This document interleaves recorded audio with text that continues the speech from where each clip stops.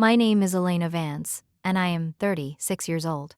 3 weeks ago, I sat in a mahogany-paneled conference room while a lawyer read my husband's will out loud. My mother-in-law was seated across from me, dressed in black, clutching a handkerchief she hadn't actually used to wipe a single tear. My father-in-law sat beside her, staring at the table, and when the lawyer reached the section titled Distribution of Assets, the room went so quiet I could hear the clock on the wall ticking. What happened next changed everything. But I'll get to that. Before we get into this, take a moment to like and subscribe, but only if this story truly resonates with you. And drop your location and local time in the comments. I want to know where you are right now. Let me take you back to the beginning. Not to the will reading, not to the funeral, but to a summer afternoon 8 years ago, when I first met the woman who would spend the next decade trying to erase me from her son's life. I was 28 years old, working as a financial analyst at a mid-sized firm in Charlotte, North Carolina. I had grown up in a small town in Ohio, the daughter of a mechanic and a school lunch lady. We didn't have much, but we had enough. My parents worked double shifts so I could go to college. They drove a 12-year-old sedan so I could have textbooks.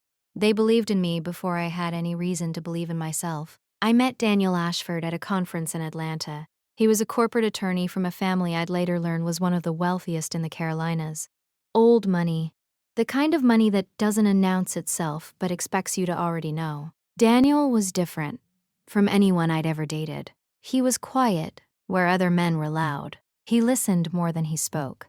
And when he looked at me, he saw me. Not my resume, not my background, not the fact that I'd never heard of the country club his family belonged to. We dated for a year before he took me home to meet his parents. I remember the drive up to the Ashford estate. Wrought iron gates, a quarter-mile driveway lined with magnolia trees, a house that looked less like a home and more like a museum. Daniel squeezed my hand as we parked. "They can be a lot," he said, "but they'll love you. How could they not?"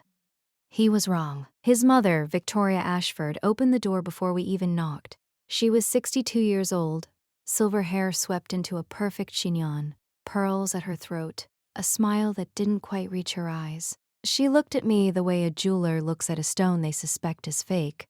"So," she said, extending a hand that felt like cold marble, "you're the girl Daniel's been hiding from us." I smiled. I shook her hand. I told myself it was just nerves. First impressions are hard. She'd warm up. She didn't. Dinner that night was an interrogation disguised as polite conversation. Where did I grow up? What did my parents do? Had I traveled much? Did I know anyone from their circle?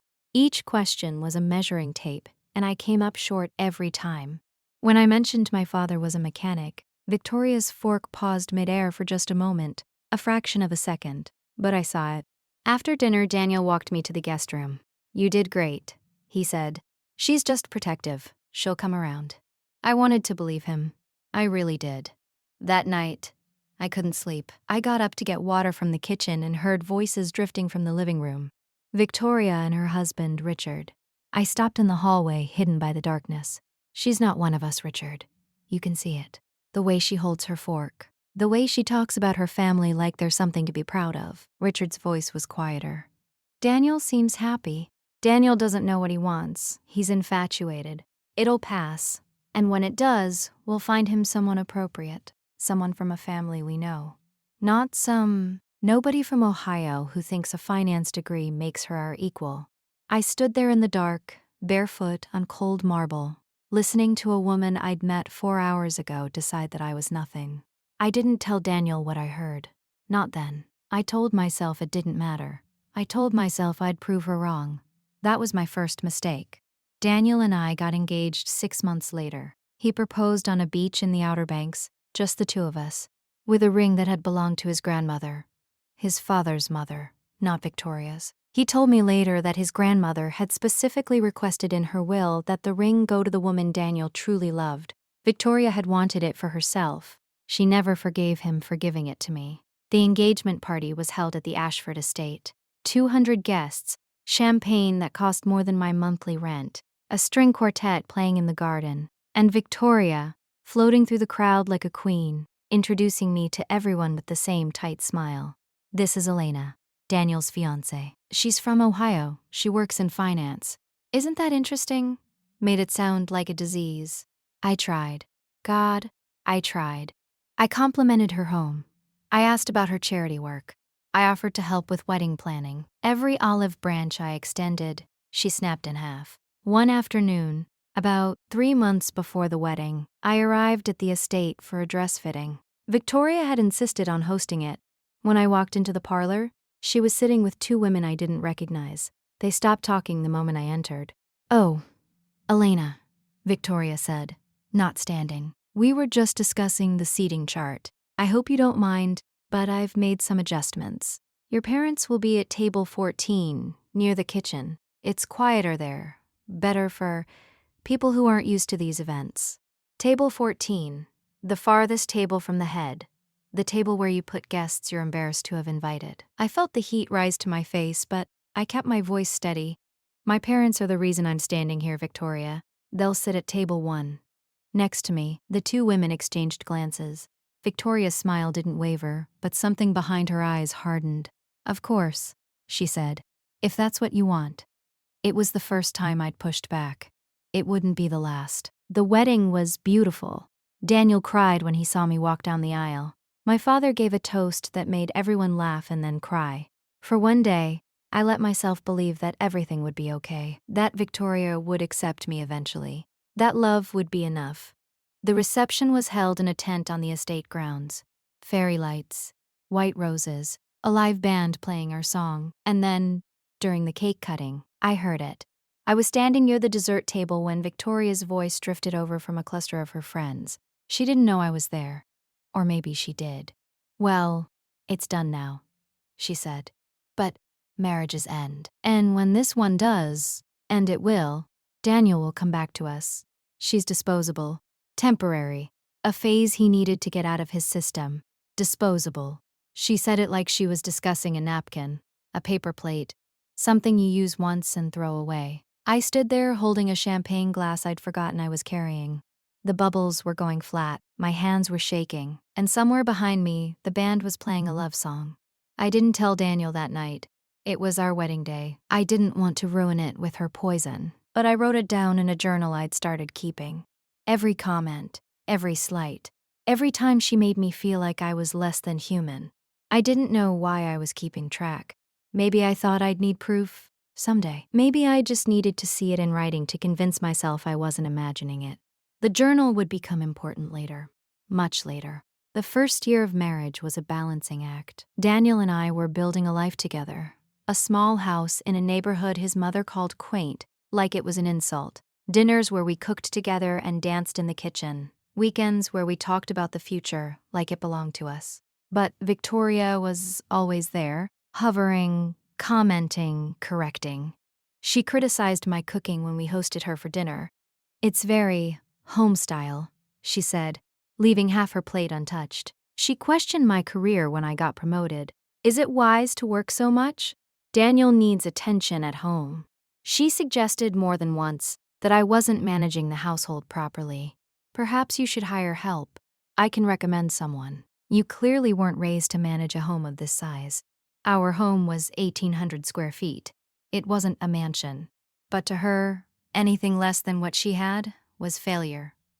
Daniel tried to defend me. He did. But Victoria had a way of making everything sound reasonable. She wasn't attacking me. She was helping. She wasn't insulting me. She was concerned. And every time Daniel confronted her, she'd cry. Actual tears. And suddenly, Daniel was the villain for upsetting his mother. I learned to stop telling him things, not because I didn't trust him, but because watching him be manipulated hurt more than the insults themselves. If you've ever been in a situation where your family refused to hear your side, where the truth didn't matter because someone else's performance was louder, drop a fire emoji in the comments. And if you think Victoria is going to regret this, type karma. 2 years into the marriage, I got pregnant. Daniel was overjoyed. We both were. We told his parents over dinner at the estate, expecting, hoping, that a grandchild might finally soften Victoria. She smiled. She congratulated us. And then, when Daniel left the table to take a phone call, she leaned across and said, "Let's hope the child takes after Daniel, in every way." She meant looks, she meant manners, she meant class, she meant Let's hope there's nothing of you in this baby. I didn't respond. I couldn't. I just sat there, hand on my belly, feeling something harden inside me. A wall I didn't know I was building. I lost the baby at 11 weeks, a miscarriage that came without warning on a Tuesday afternoon in the bathroom of our home. I was alone. Daniel was in court. I called him, and he came home, and we held each other on the bathroom floor and cried until there was nothing left. Victoria sent flowers, a generic arrangement from a florist. No note, no call, no visit. A week later at a family dinner, she mentioned, casually, like she was discussing the weather, that these things happen for a reason. Perhaps it wasn't meant to be. I excused myself from the table. I walked to the bathroom. I locked the door, and I cried so hard I couldn't breathe. Daniel found me 20 minutes later. He didn't ask what happened. He already knew. That night, for the first time, he yelled at his mother. Actually yelled. I could hear them from the guest room where I was lying down. Victoria's voice got shrill. I was trying to comfort her. Richard's voice murmured something conciliatory. And then silence. Daniel came to me afterward, face red, hands shaking. I told her if she can't treat you with basic human decency, she won't see me again. I wanted to believe him. I wanted to believe that was the turning point. It wasn't. Victoria apologized the next week. Flowers, a handwritten note, a tearful phone call where she admitted she didn't always express herself well. Daniel forgave her. He wanted his family intact. I understood that. Family was everything to him. Even when his family was hurting me, I forgave her too. Or at least I said I did. But the wall I'd built didn't come down.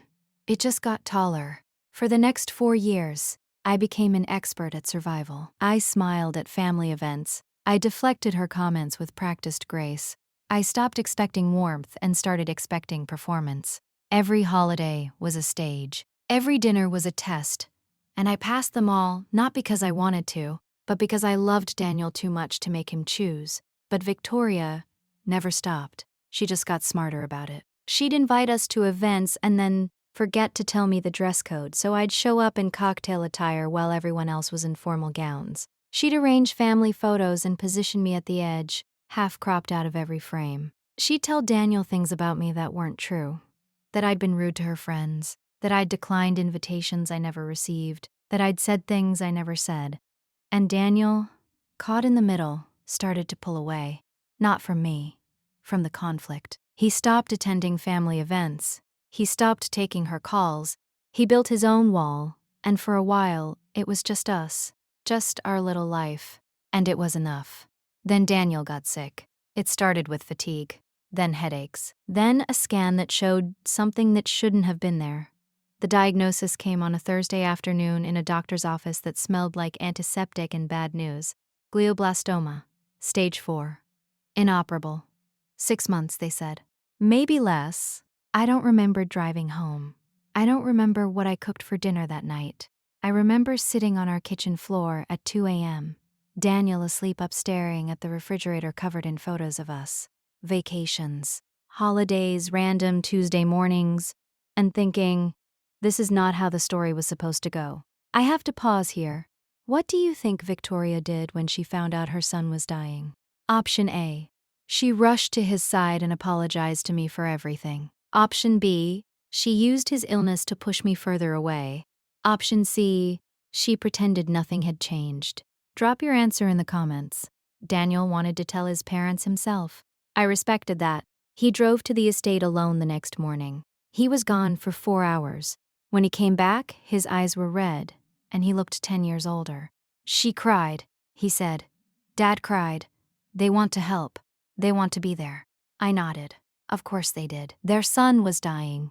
Even Victoria wasn't made of stone, but I was wrong about that too. Within a week, Victoria had inserted herself into every aspect of Daniel's care. She called the doctors directly. She scheduled appointments without telling me. She showed up at our house unannounced with specialists she'd flown in from New York, consultants who looked at me like I was the maid.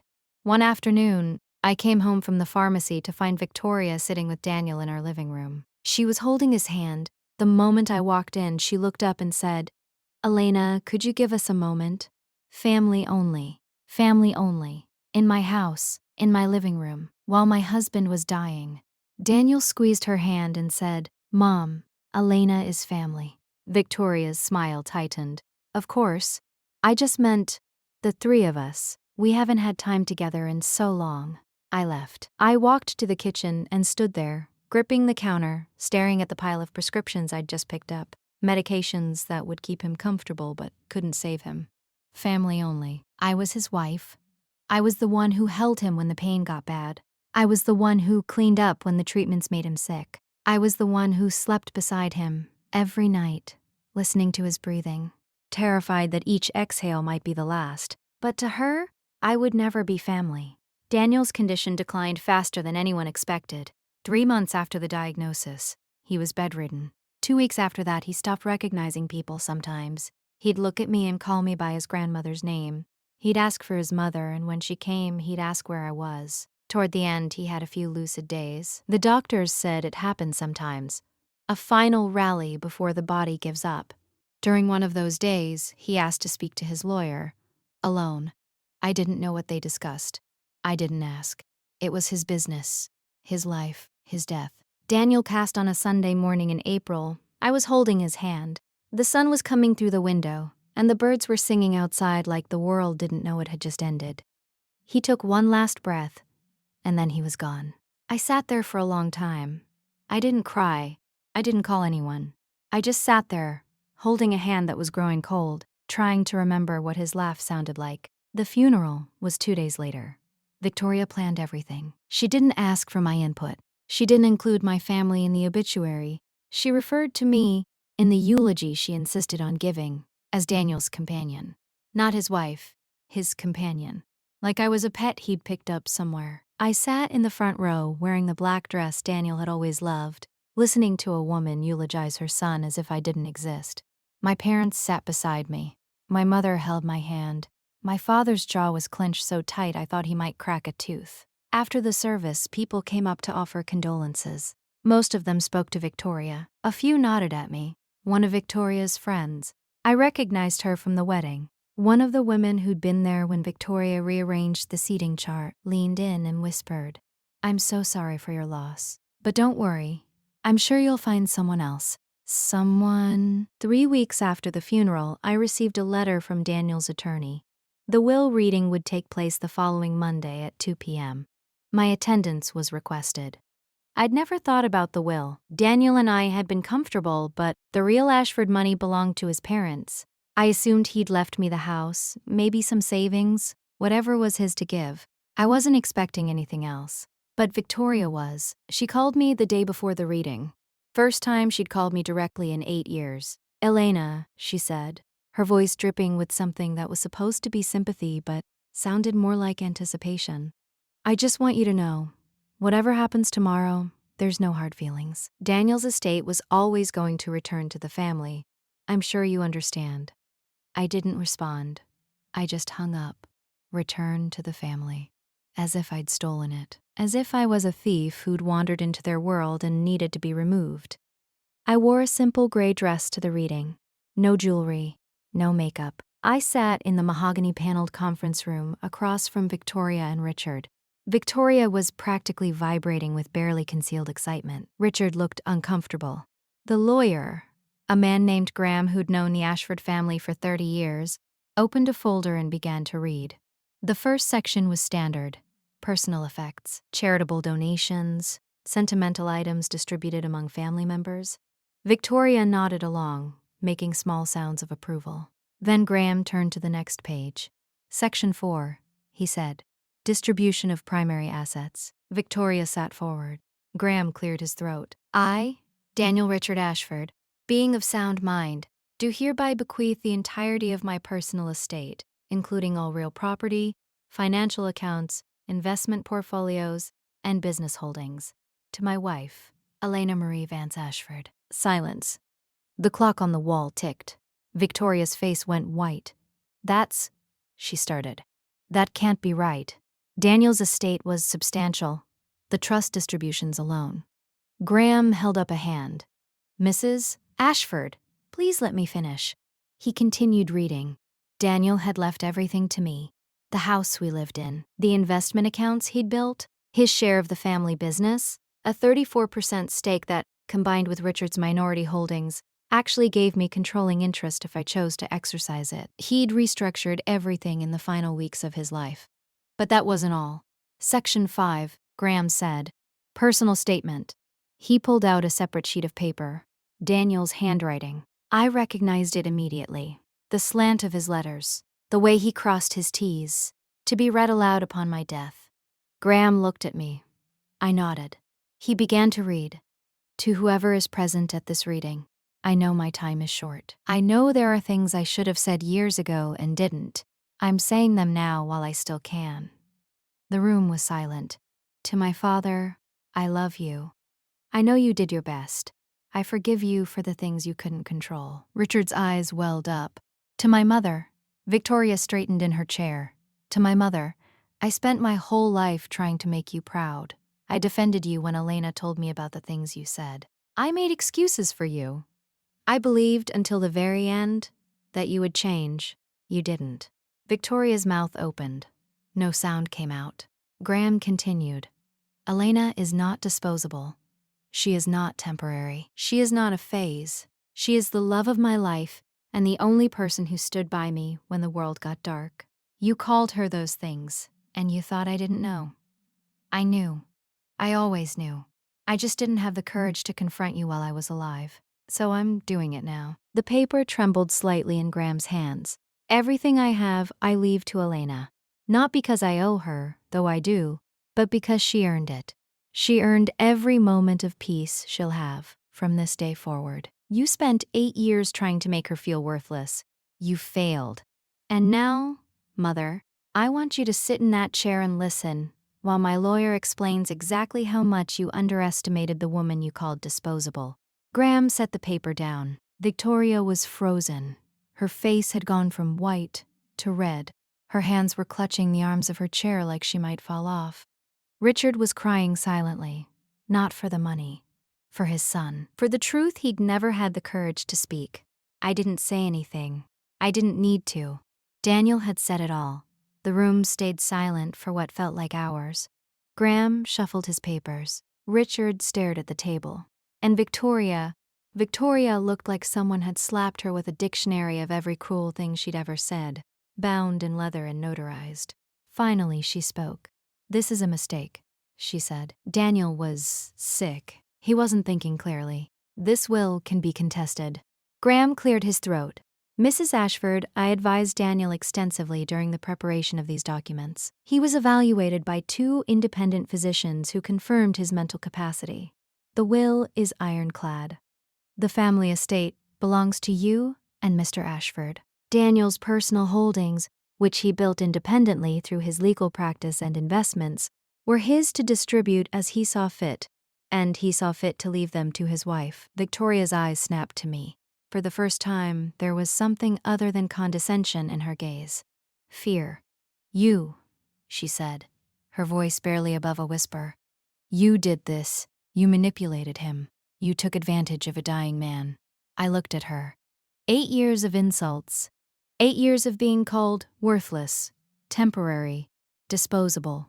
8 years of smiling through the pain because I loved her son more than I hated her cruelty. I could have screamed. I could have listed every comment, every snub, every tear I'd cried in bathroom stalls and parked cars, and the shower where no one could hear me. Instead, I spoke calmly, precisely, like a surgeon making an incision. Victoria, I didn't manipulate Daniel. I loved him. I took care of him. I held him while he died. And unlike you, I never once made him feel like he had to choose between his wife and his mother. He made that choice himself, and he put it in writing. She flinched. Actually flinched. Richard finally spoke. Victoria, that's enough. She turned to him incredulous. Richard, Daniel's gone, and you spent his last months fighting a war he never wanted to fight. He left us a message. The least we can do is hear it. Victoria's mouth opened and closed. No words came. I stood up.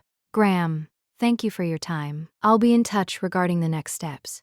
I walked to the door, and then I stopped, turned. Victoria, I said, Daniel asked me to give you something. He wrote it before he passed. I wasn't sure if I should, but he wanted you to have it. I reached into my purse and pulled out an envelope. Daniel's handwriting on the front. Mom. Victoria took it with trembling hands. I didn't wait to see her open it. I walked out of that conference room, down the marble hallway, through the polished doors, and into the sunlight. And for the first time in 8 years, I breathed. I found out later what the letter said. Richard told me, about a month after the reading. He called me one afternoon, voice quiet, and asked if we could meet for coffee. Just the two of us. I agreed. Richard had never been cruel to me. Weak, maybe. Silent when he should have spoken. But not cruel. We met at a cafe in downtown Charlotte. He looked older than I remembered. Grief and guilt will do that to a person. Elena, he said, stirring a coffee he never drank. I owe you an apology. For years. For all of it. I saw what Victoria did, and I said nothing. That makes me complicit. It did.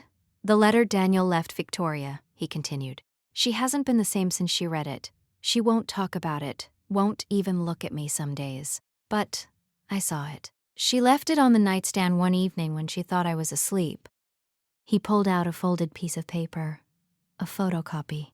I made this. I thought you deserved to know what my son said to the woman who spent 8 years trying to destroy his marriage. I took the paper, unfolded it, Daniel's handwriting, shaky but deliberate.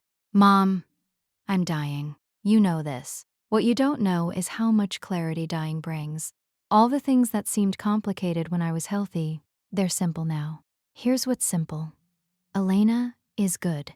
You are not. I watched you tear her down for 8 years. I watched you call her worthless, temporary, disposable. I watched you try to poison my marriage. And every time I confronted you, you cried and made yourself the victim. So I stopped confronting you. That was my failure. I should have protected her. I should have chosen her, publicly, loudly, permanently. I didn't. I tried to keep everyone happy. And in doing so, I failed the one person who actually made me happy. I can't fix the past, but I can fix the future. When you read this, Elena will have, not because she needs it, she's stronger than both of us combined, but because I want you to know, in terms you understand, exactly what she's worth to me. You measured people by their bank accounts, their pedigrees, their connections. Fine. By your own metric, Elena is now more powerful than you. She holds controlling interest in the company you thought would be yours. She lives in a house you can never enter. She carries a name you spent 8 years trying to diminish. And there's nothing you can do about it. You're my mother. I loved you, but I didn't like you. And in the end, that distinction is all that matters. Daniel. Then I folded it carefully and handed it back to Richard. Thank you, I said, for showing me this. He nodded. He loved you, Elena. More than he could ever say out loud. This was his way of saying it. I finished my coffee. We sat in silence for a while. And then I left. It's been 18 months since Daniel died. 18 months since the will reading. 18 months since Victoria heard her son's final verdict. I've built a new life, not from scratch. The foundation was already there. But brick by brick, I've added to it. I sold our house. I couldn't sleep in that bed anymore. I bought a smaller place, closer to the mountains. I started volunteering at a grief support center. I adopted a dog, a 3-legged rescue named Courage, that Daniel would have loved. I've also taken my seat on the board of Ashford Holdings, not to prove a point, not for revenge, but because Daniel wanted me there. He left me controlling interest because he trusted me to protect what he'd built. And I will. Victoria resigned from the board 6 months ago. The official reason was health concerns. The real reason was that she couldn't bear to sit across the table from the woman she'd called Disposable. Richard reached out to me last month. He's been going to therapy, working through things. He apologized again, properly this time, and asked if we might build some kind of relationship. I told him what I tell everyone now. I'm open to it, but it will be on my terms. Trust is built with time, not words, and I've learned to protect my peace. Some people have asked if I've forgiven Victoria. The answer is complicated. I don't carry hatred for her. Hatred is heavy, and I've put down enough weight. But forgiveness isn't absolution. Forgiveness doesn't mean pretending the harm didn't happen. It means releasing the grip it has on your life so you can move forward. Victoria has never apologized. Not once, not even after the letter. And I've accepted that she probably never will. Some people are so committed to being right that they'd rather drown than admit they were swimming in the wrong direction. I think about Daniel every day. I think about the life we almost had, the children we never got to raise, the anniversaries we never celebrated. Grief doesn't end, it just changes shape. But I also think about what he gave me. Not the money, not the company, but the words, the validation, the final, permanent, legally binding declaration that I mattered, that I was never disposable, that I was loved by someone who, in the end, had the courage to say it out loud. Victoria called me disposable. She said it at my wedding, surrounded by flowers and champagne and fairy lights. She thought no one would ever hold her accountable. Her son did. From beyond the grave, with his lawyer as witness and his final wishes as evidence, he told her exactly what she was. Wrong. I'm sitting on my porch now, watching the sunset behind the mountains. Courage is asleep at my feet. There's a cup of tea on the railing, still warm. And somewhere, in a mansion full of empty rooms and expensive silence, Victoria Ashford is living with the knowledge that her son's last act was to protect the woman she tried to destroy. I didn't need Daniel's money. I didn't need his name. I didn't need his position. But I needed his voice, and he gave it to me. Some people spend their whole lives waiting for someone to see them. I spent 8 years being told I was invisible, and then I discovered that the person who mattered most had seen me all along. That's not revenge. That's love. And love, it turns out, has the final word.